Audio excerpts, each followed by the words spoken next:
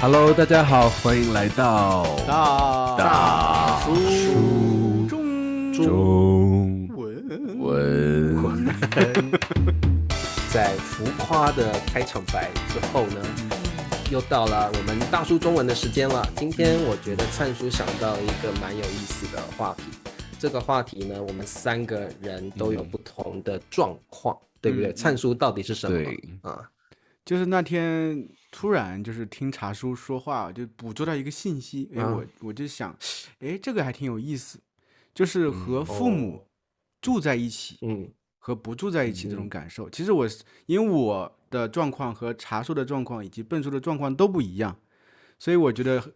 特别是我想了解一下你的状况，因为我的状况是我和父母不生活在一起，但我们还在一个国家，笨叔是完全不在一个国家。茶叔呢，刚好又和父母是住在一起的。我想每个人的感受应该都是不一样，这个我觉得值得探讨一下。特别是对于我们中国人而言，家本来就有很大的意义，对不对？对，没错，这个话题非常有意思哦。那我们就稍微简单说明一下我们三个人各自的情况了。茶叔跟父母从小到大几乎都住在一起，只有比如说我高中、大学的时候，曾经自己在外面住过。当兵的时候在军队里面住，当然是跟父母没有住在一起。然后出社会也都是跟父母住在一起，我就是绝大多数的时间我都是跟父母住在一起。好，那我是跟你正好全部相反，全部相反。我基本从小到大都没跟父母住在一起过因为我觉得从我上幼儿园的时候，刚开始有记忆的时候我爸妈就特别忙，然后我就一直跟姥姥、姥爷、大舅、老舅就一直就是在这些家里边来回换。你在很多亲戚家住过。对，因为很忙，真的很忙，所以我记忆里没有跟父母在一起的时候。等后来亲戚就是我长大了嘛，该上学了，就直接去学校，然后住宿舍然后其实小学还不用住宿舍，但是小学我父母就送我到那个寄宿学校，所以小学就住校了。对啊，就住寄宿学校嘛。然后后来初中、高中都住宿舍然后在我爷爷奶奶家还住了几年。然后后来长大上大学，那肯定就更不跟父母住了。然后再出国留学，然后就一直住在国外。对，这样。那你的情况确实是完全不一样。都快哭了，好可怜哦。是，相比而言，那我还算是一个中间值，我只能这样说。对就是我从小我们三个好极端哦。对，是灿叔不算极端吧？我不算极端，我算中间值。我只有小学有一年，8岁到9岁的时候是在乡下和我奶奶一起生活，后面基本上都是和我父母一起生活的，直到高中毕业。高中毕业就上大学，当然就出去了，每年寒假暑假回来。然后后来大学毕业我就来了西安，就是毕业之后回家待了2个月还是1个月左右，我就决定来西安了。然后我就从那个时候开始就没有和父母住了，就是最多1年回去1次到2次，差不多这个样子。我和笨叔有一点点像，就是我虽然就是和我父母住，但我父母特别特别忙，因为他们是开家具厂的，他们不是照顾我一个人，特别像我妈做饭是给10几个人做饭的，一开始的时候。所以这个状态可能我觉得会导致子女对父母反正不亲近，我是觉得可能有关系。但至少你晚上回家还是跟父母一起看电视。这个就是没有。我爸的话就是我爸曾经和我说过，初中的时候他有1个月都没有见过我。的原因是因为我是早上很早就出门了，回来的时候我爸没有回来，我爸是后半夜才回来的。然后等到他第2天早上醒来的时候，我已经上学去了。所以虽然在同一个家里一起生活，但是见不到彼此。还有就我爸的话，我爸开始做生意之后，就是应酬比较多，所以成天不在家里吃饭所以就是我觉得家的温暖还是少了一点点的。也有，这差很多的，差很多，差很多。对，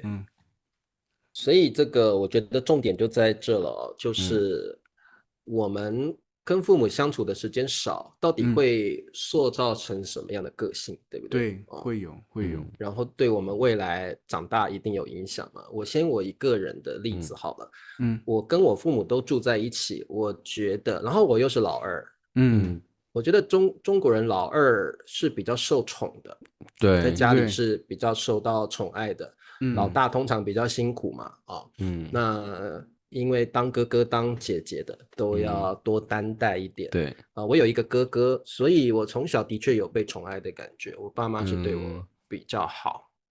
然后我也觉得我小时候是蛮依赖父母的，就是我很多事情我会觉得我父母会帮我处理，对，所以我觉得我小时候的感觉就是我只要好好读书就好了。我爸妈就是那样的人，我爸妈是国小毕业，所以他们都希望自己的小孩至少能够读到高中大学毕业，那他们就很满足了。他们常常跟我讲说，你以后一定要做办公室，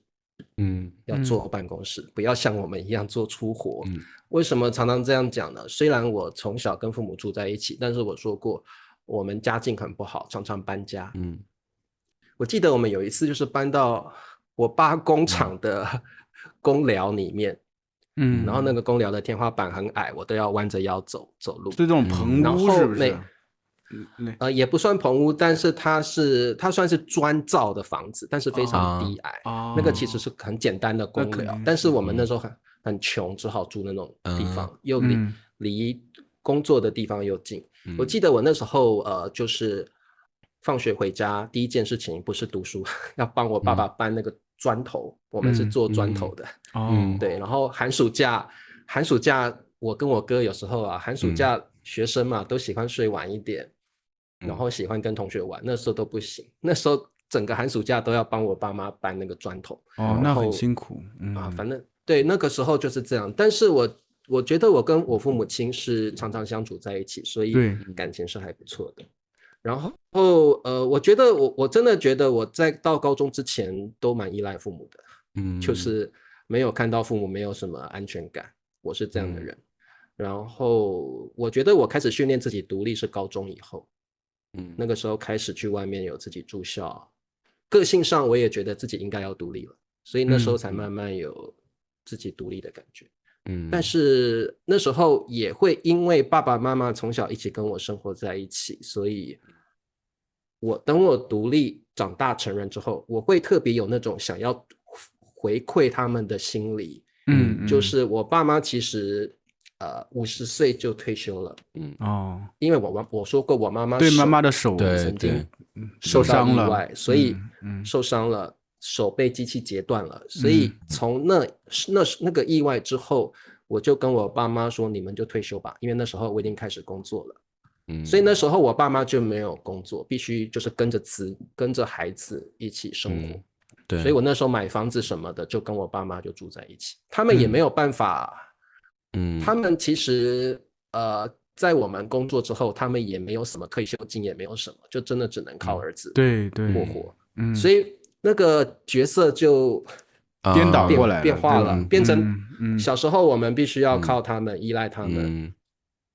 等到我们有能力赚钱了，他们是非常依赖我们的。对，老人家很可怕，退休之后在家里，他们的重心只有孩子。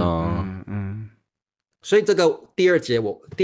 二个部分我会再说，其实我爸妈在家里是非常依赖孩子，他们重心只有孩子，眼里只有孩子，生活只有孩子。所以我觉得我的生活受到了严重的侵犯。就真的会有这种感觉。对，好，那我们就让Ben叔聊一下好了。Ben叔从小开始没有跟父母一起生活，心理上是什么样的感受？一直到长大心里就很委屈，就是因为放学的时候，别人家长都在门口等着父母都在那儿这种眼神注视着这个校门口自己的孩子出来。那我出去的话，一般就是要不就是没有人接，要不就是我姥姥接我啊。那后来就是后来大了就住校了嘛，住校也是很委屈啊，然后每周给我妈妈写一封信呐，就是就是写信的时候还一边流着眼泪，滴着眼泪一边在信上写，对啊，好可怜哦。但然后我爸爸他就是他很不一样嘛，他就是他自己开公司嘛，开电脑公司，然后结果那个电脑公司，因为他没有那个经商的头脑嘛，所以他就是跟别人称兄道弟啊，然后就是没有认真的去做生意，可能就是去喝酒啊什么的，就那个这个电脑公司很快就赔了很多钱，赔钱之后。他就没有事业心了，然后欠一屁股债之后，他也退休了啊。很早就退休了吗？欠一屁股债退休，对吧？退休之后，然后因为他没有事业心，他就自己就自己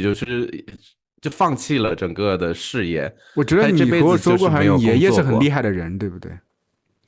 对啊，我爷爷是大学教授啊。但是他也有一点气我爷爷奶奶，因为他那个文笔特别好，然后他大学志愿想报那个中文系，但我奶奶那个偷偷的把他的志愿给改了，改成那个财经的这个，绝了。那说实话，所以他就是挺气的啊，所以他跟我爷爷奶奶关系也不好啊。但是所以他后来也不是，他就算退休吧，就是他自己在家里写东西，他也不想去上班啊。那这样的话他自己就住在那个河北，他有一个房子，他就一直自己住在那儿了，就剩下我跟我妈妈。那我又在学校，所以我寒暑假一般就是要不就住我爷爷奶奶家，要不就跟我妈妈待在一起。所以我跟我妈妈感情还是挺好的，跟我爸爸就是没有过深层的交流。就可能每年肯定要见一面吧，见面的时候真的他就是不知道聊什么，就感觉互相毕竟是父子还得见面，然后见面的话他就给我做好吃的，或者是也不会问我很多啦，就是说啊，聊一聊天气啊，聊一聊他的狗啊，这种无关痛痒的话题，就感觉是那个好像不像爸爸，像一个远房亲戚，然后我们两个也不知道怎么交流的话也不知道聊什么，也聊不深。跟我妈妈还好，跟我妈妈无话不谈啊，但是那挺好，起码和妈妈还能无话不谈。说实话，对但是就是有一点怪怪的，但是时间长了就习惯了，就是我们的相处模式就是这样。到他生日的时候，我就给他发个红包啊，然后这好像是我们每年除了见面一次之外仅有的交流啊，就是这样啊。跟我妈妈就陷入了沉默。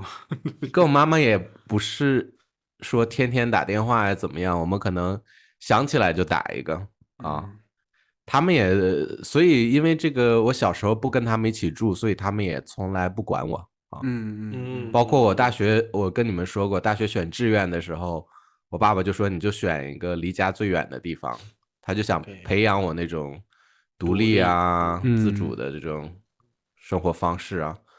所以就是我有父母，但是我跟他们从来不干涉我的任何的生活。我们也不吵架，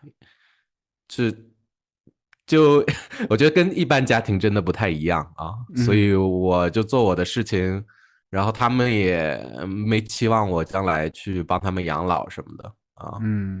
所以就是我们每个人过好自己的生活，三个人在三个地方各过各的生活，对啊，是，对，那灿叔嘞，哇，怎么这么沉重？有点沉重。没有沉重啊，还好啦，还好啦。我会想到，其实真的，每种状态，确实笨叔这个状态会让我感觉有点，对我也带入进去的话，会觉得确实，因为我是当爸爸的人，有时候会有这种感觉，会比较强烈的感觉。因为当时茶叔在说自己小时候的时候，我也会带入这种状态，就是我们和瑶瑶的话，就是比较亲。我觉得可能这个孩子长大以后，可能也会愿意和我们比较亲。那么说到笨叔的时候，我会觉得那孩子从小就是下课也没人接这种状态，就是那么小就去住校，其实这个对于一个爸爸而言，其实很容易就跳到这个角度去考虑这个事情。他没有给我送过任何礼物，然后，哎呀，怎么确实又要心酸了呢？就是应该就是。我觉得，我觉得像我父母也从来没有送我去上学或什么，但是我觉得当我放学回家之后，不一样，我妈会煮晚餐，会什么，我还是感受得到我们是在一起。是，对，会有那个家庭的气氛嘛？对，你父母应该比较，就像你说下课就是放学之后也会和你聊天啊等等的嘛，会再问你平常的生活、学校的生活等等。但是Ben叔是完全我那个没有那种交流，对，我觉得其实真的这种就是从小和父母在一起的这个状态影响很深，就是你的整个后面的性格等等都有。我是觉得我的整体看起来就是比较普通的一个中国家庭成长起来的孩子，但其实我觉得我又不是特别普通的原因就在于可能我少了一点就是茶叔那个父母就是对孩子那个比较关爱的状态，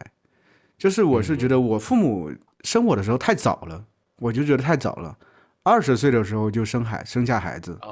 他们自己还很年轻，也不知道自己是怎么当父母的。说实话，20岁我才上大学，所以其实孩子对他们也一方面当然是责任，但另外一方面你会觉得在那个状态下更想去拼自己的事业。所以孩子可能只是说你应该做尽到的一个责任和义务而已。所以有一年在乡下，这一年就不算。后来我就觉得真的到了县城之后，感觉和他们不亲，因为他们太忙了。而且我会觉得，虽然当然也有饭吃，也会在乎冷暖等等，但是我记忆里没有什么时刻就是他们很关心、很在乎你，就你这个到底是怎么样？因为我之前也聊过，其实我身体有些不舒服。我都不会和他们说，那就说明这个是一个长久形成的一个习惯，就觉得可能依靠父母依靠不上，所以这个可能也是我大学毕业之后很决绝的，就是在一般人看来，就是说你大学既然毕业了，你回了老家，那应该和父母近一点。你莫名其妙的，你又不是在西安上的大学，你跑西安干什么？有些人比如说在一个城市上大学，你留下来也是情有可原的。你还跑到你女朋友的这个老家，其实是很奇怪的。那你是以后要照顾女朋友的父母，不照顾自己的父母吗？很多人会有这种想法，对吧？但是我不知道，当时可能就觉得潜意识里就觉得，好像和父母在一起的时候，他们也不是很在乎，也不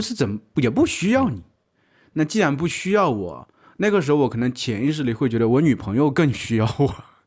我女朋友当时因为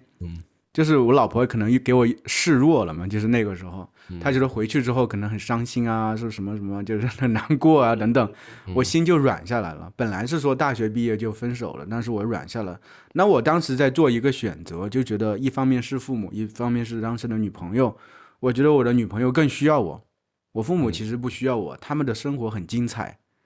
我爸是每天出去喝酒，我半夜才回来的，每天都有自己的交际应酬。我妈也是有自己的这个事业，要忙，而且我觉得我妈，在我看来，她不怎么在乎我，就是她更在乎在那个很长一段时间啊，说起来还是很奇怪的。她有个弟弟，就是从小到大是她带大的。这个弟弟呢，就是长大之后其实没有什么本事，其实人是很聪明的，但没什么本事。后来就跟着我爸妈在厂里工作啊等等，但是也是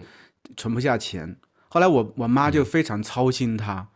然后成天还和我说，就说我外公走的时候还和他说，你一定要照顾好你的弟弟。然后一说起这个事情，就眼泪哇哇哇的往下流。然后就是特别难，就是这个是他要完成的一个事情，所以成天给我打电话也是关于我舅舅怎么样，我舅舅的生活这么苦，老婆都找不到，后面还专门他们几个姐妹凑钱去给他买了一个柬埔寨的老婆等等。当然我就记住，真的这个可以单开一集。真的，我当时想起来就觉得太奇怪了。后来我甚至回去过年的时候见到这个柬埔寨的老婆，让我给他们单翻译，个绝啊！真假？用英语就是。就是在很长一段时间，我妈的心就成天在操心我舅舅的这个家庭，他的，比如说当时这个柬埔寨女朋友，她其实可能当时也是被骗来的，所以成天逃，你知道吗？成天逃，半夜也去找，都满城的找。想起来的很可笑，就是她的生活就是被这些东西已经充满了，然后另外一些东西就是在家庭之前她受的委屈，比如说她小时候家里很穷，然后觉得嫁入我妈我爸他们家之后，就成天受委屈，这个看不起他，那个看不起他，然后呢，村里人看不起他，这些东西一直在他心里一直是满的，你知道吗？然后长大之后，成天给我打电话，有时候打1个小时，都是在抱怨，在和我，所以他不会在乎，就是说你是过什么样的生活，你的状态是什么样子。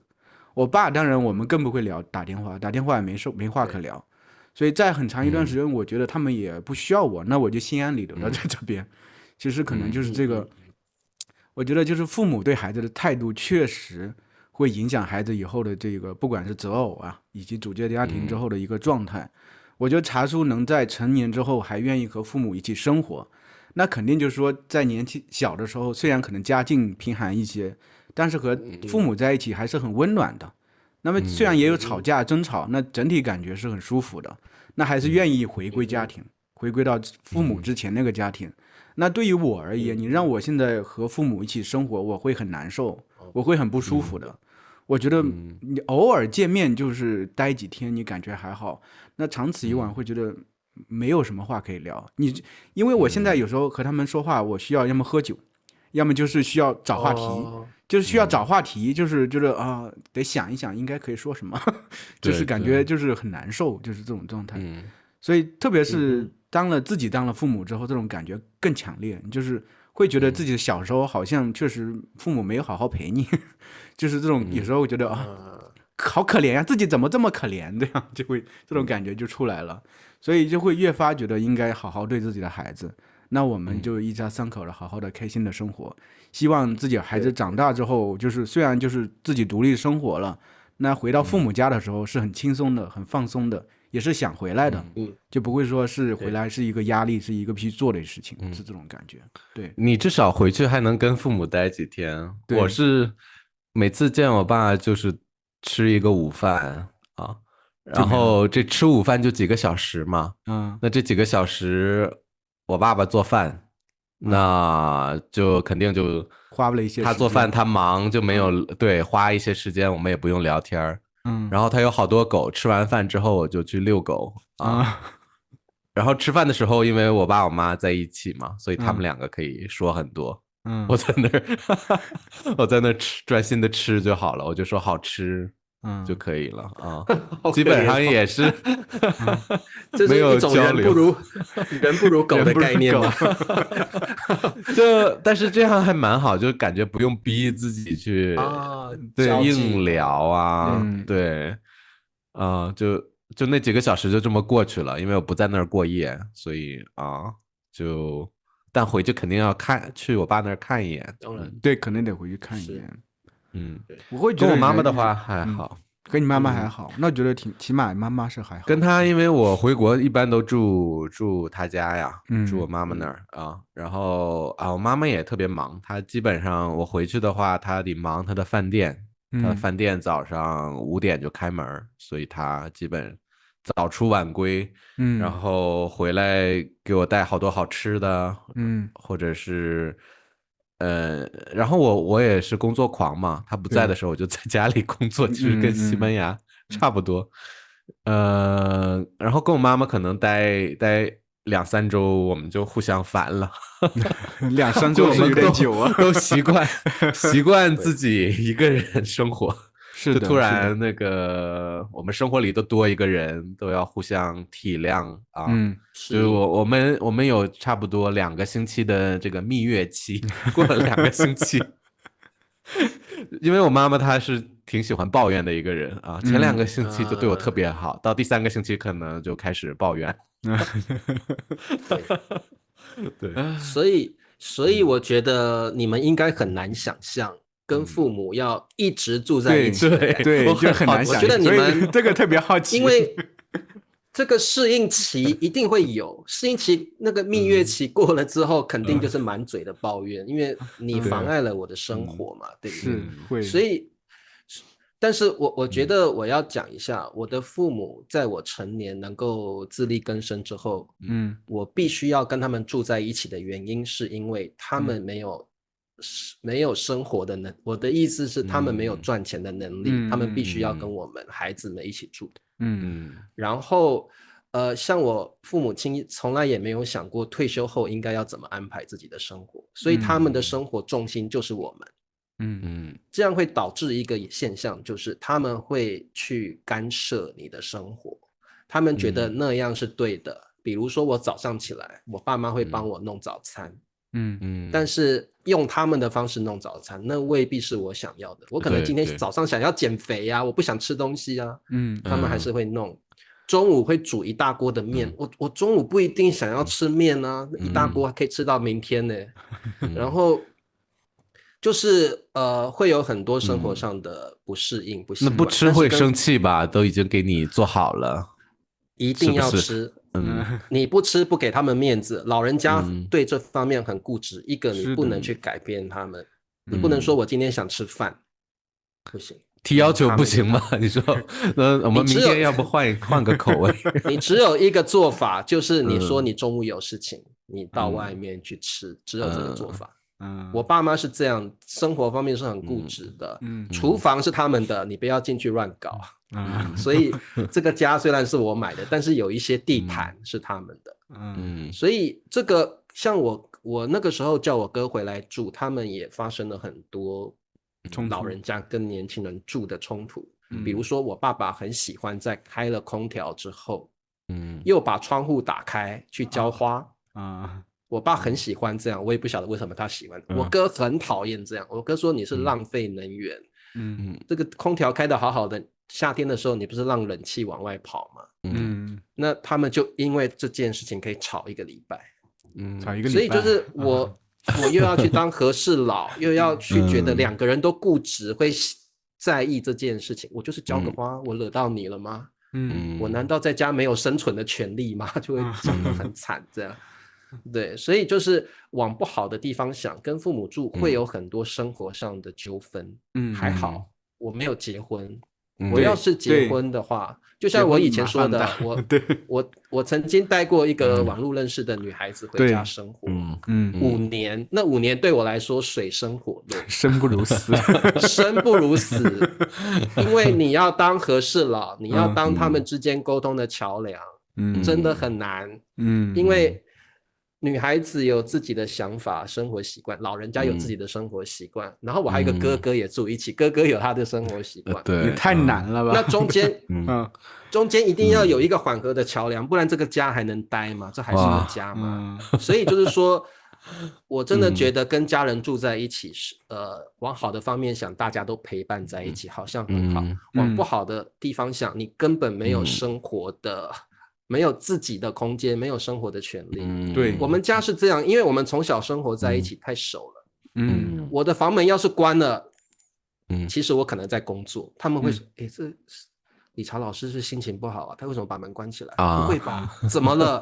胡思乱想。他觉得我心情不好。所以我们家从小是没有关门的习惯的，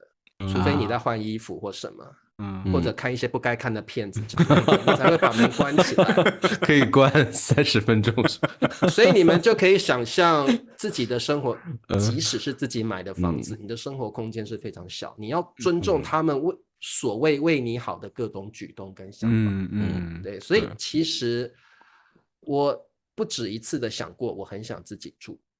我很想搬出去住。对，但是这个想法可能在40几岁的时候慢慢消磨了。第一个没有能力做，没有钱嘛。第二个就是爸爸妈妈年纪也大了，所以这种想法慢慢改变了，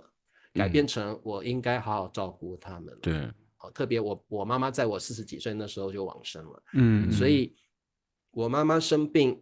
得癌症得癌症到离开那1年半，我们是全家人一起陪伴她到她离开的最后一刻。对，那1年半我觉得特别的充实，就是说我真的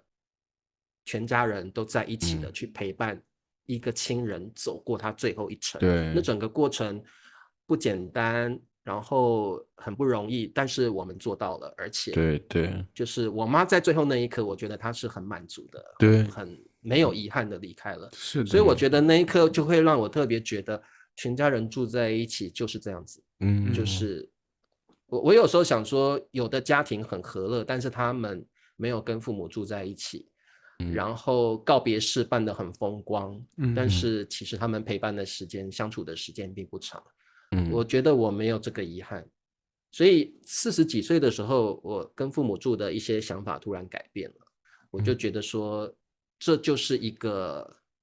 亲人在一起，就是一个缘分。我们就不妨去看待好的地方。然后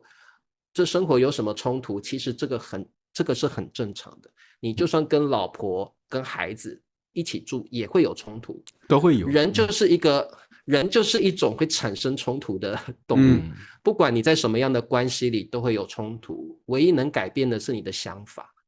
如果你的想法往正确的方向去想去做，那不管你跟谁生活在一起或自己生活在一起，那都是对的。那你自己生活在一起也会有很多冲突，跟自己的冲突也会有。所以我后来发现要改变的是想法。对啊，确实，我是觉得就是和父母这种相处，我觉得我们本质上就是人这种动物，本质上还是希望和父母能更亲近的。你可能在小的时候或许没有得到这些东西，但它在你心里是一个缺口，你会一直渴望这些东西。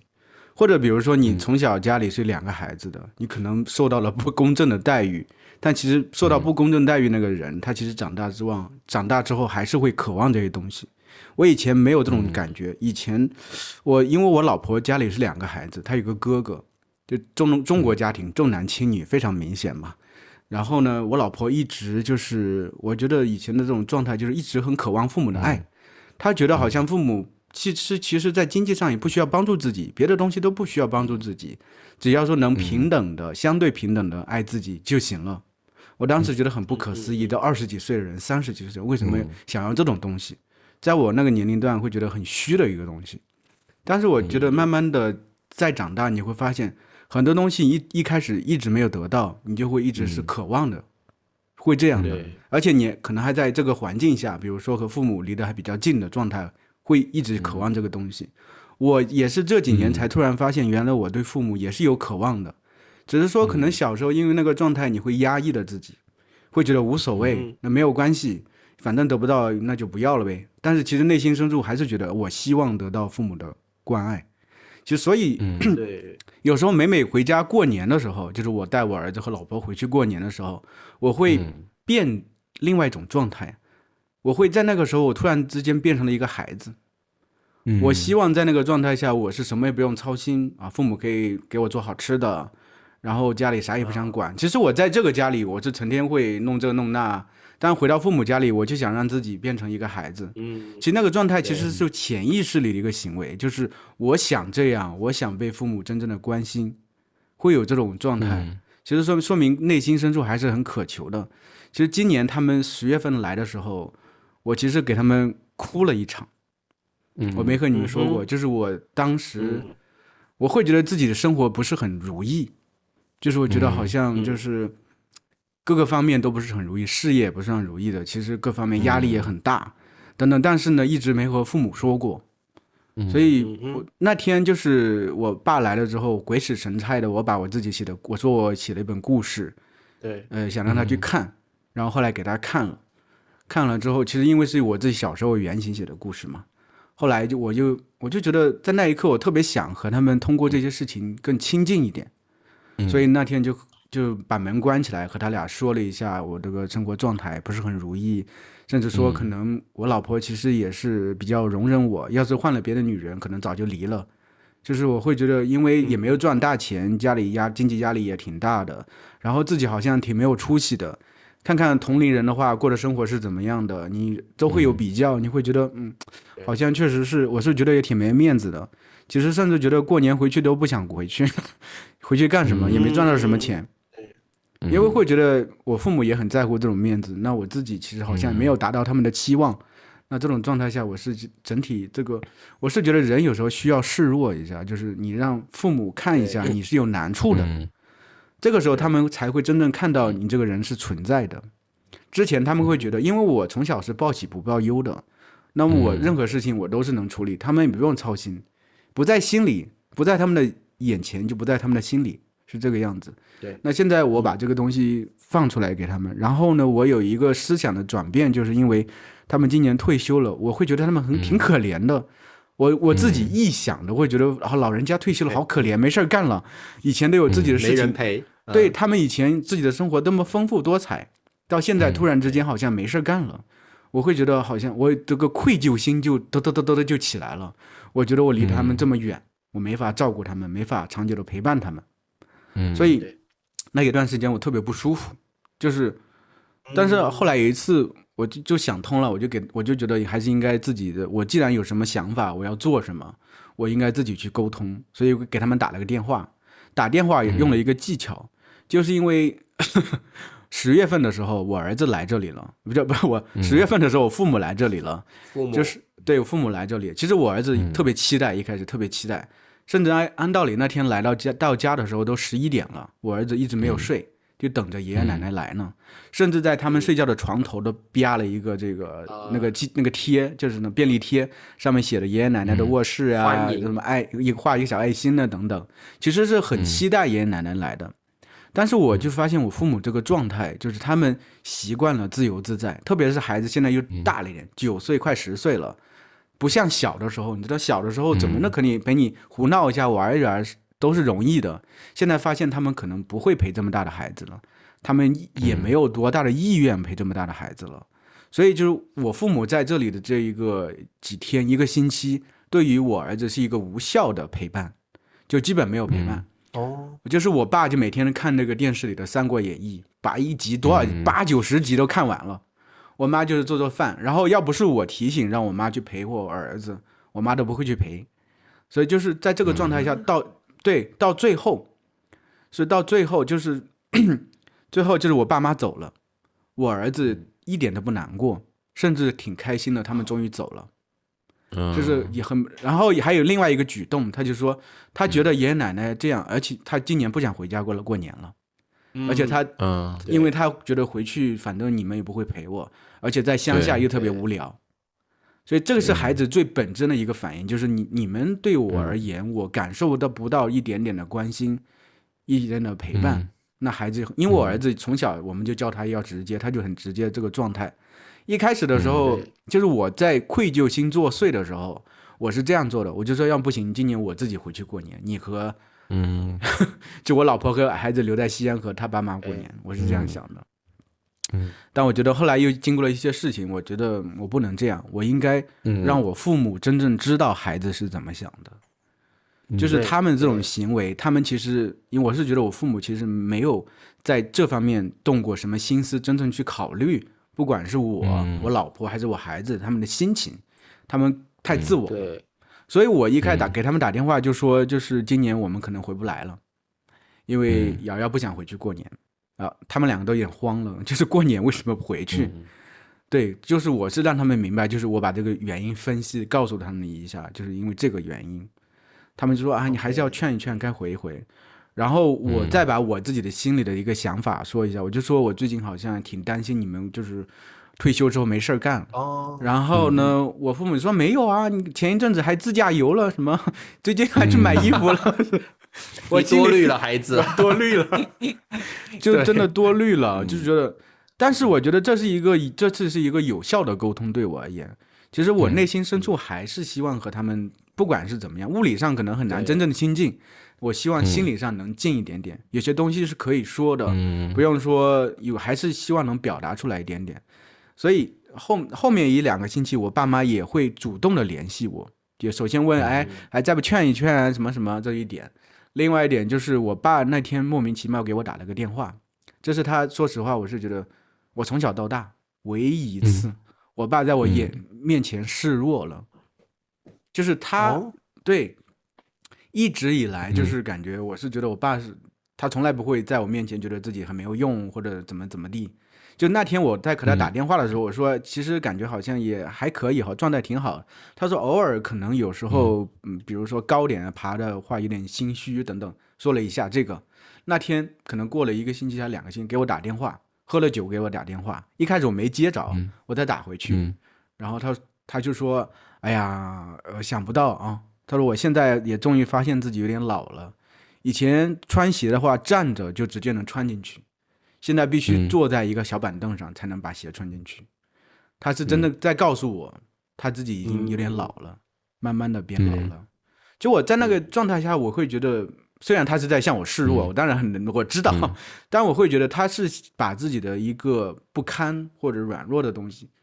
虚弱的东西展现给我。我觉得人和人之间就是需要你把自己不好的一面展示给别人看，你才能和他真正亲近起来。你要永远给别人展示的都是特别好的一部分，那别人不知道你这个人究竟是什么样一个人，你觉得是很难真正亲近起来的。我觉得我爸可能是真的是看了我的故事，他对我他因为那一次10月份的时候，他在吃饭的时候突然提起这个事情，没有说故事，而是说提起这个事情，就觉得好像当时确实没有真的好好陪伴过，也不知道怎么陪伴。他提了这么一嘴，然后很快也带过去了。但我觉得这个故事对他是有影响，让他真的明白，孩子在那个时候没有陪伴是很孤独的。那再联想一下，后面可能确实也都没有陪伴，而且随着人慢慢变老，这些情绪慢慢都上来了。所以我是更愿意，虽然觉得在成年之后，甚至小时候很长一段时间都和他们比较疏远，我是希望长大之后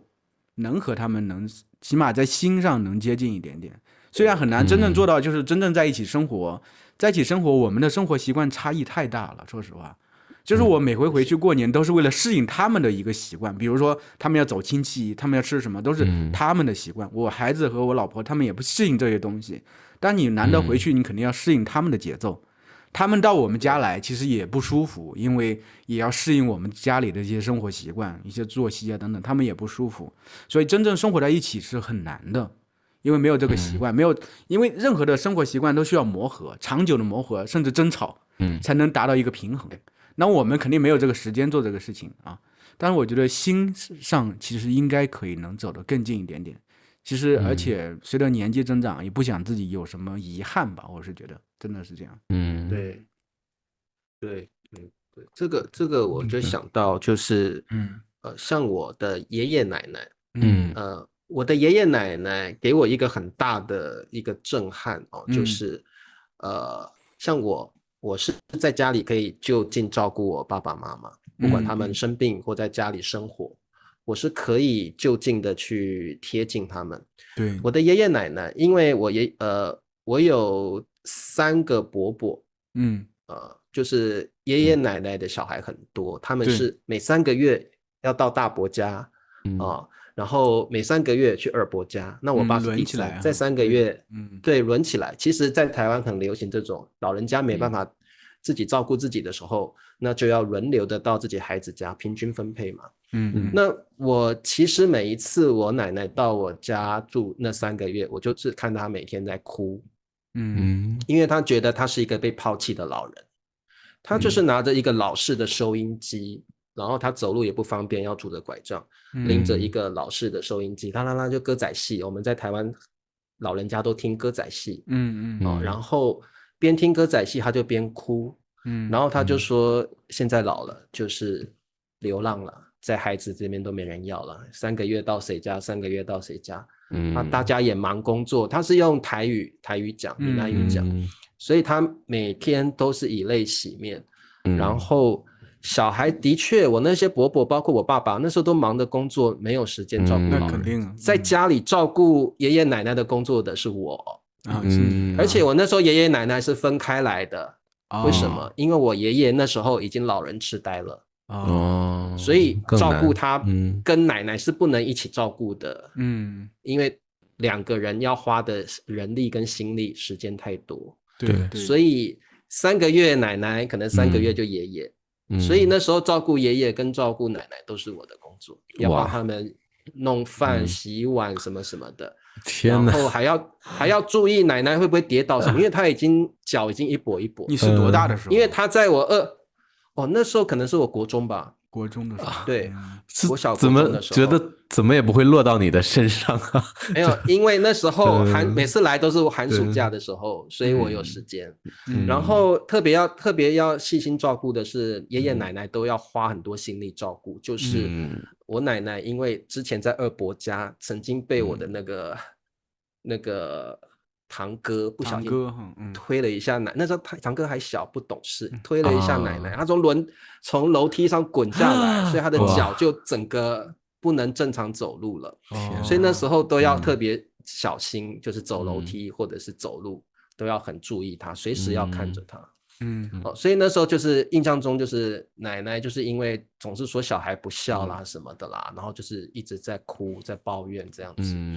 那爷爷就更严重，他是失智。所以我爷爷是一定要有人看，因为他会乱走，他手脚都正常，他会乱走，走到哪自己也不晓得。他也认不得任何人了。对。所以那时候我照顾我妈妈，有空也会照顾我妈妈。照顾的时候也是一直在抱怨，他失智了啦，以前对我那么糟啦，现在失智了吧，就会这样子抱怨。复仇兼抱怨。对对对。有时候女人家年轻的时候被婆婆啦公公欺负，这个很正常。对。然后等到公公婆婆都健康状况不行了，他就开始会抱怨什么的。这个都很正常。对啊，很正常。甚至我爷爷有时候就是我爸妈都在忙，他自己走出去迷路了。迷路了整个下午，大家慌了，找了半天，后来是警察帮我们找到了。所以我那个时候就给我心里很大的震撼，就是我告诉自己说，等我长大之后，我不会让我父母这样子。我一定要让我的父母在我的家里，我可以看着他们，我不要让他们不管他们生了什么病或有什么状况，我一定要好好照顾他们。所以那时候我爷爷奶奶是给我这样的一个震撼。但是我爷爷奶奶那时候的形式台湾很常这样，兄弟姐妹轮流照顾是很常的。对，兄弟姐妹能轮流照顾已经不错了，有些人都一个都没人照顾。对啊，孤单老人是啊。所以我们大概聊了一下，就是自己跟父母住，或者是没有办法跟父母住的状况。那各位同学，相信你们也都会遇到这样的情形。那你可以留言告诉我们，你喜欢跟父母住吗？还是跟父母住了之后，严重的影响了你的生活习惯？或者你很想要搬去跟父母住，或者有人有这样的一个想法。都欢迎留言告诉我们。好，那么我们就下一期再见喽，大家拜拜，拜拜。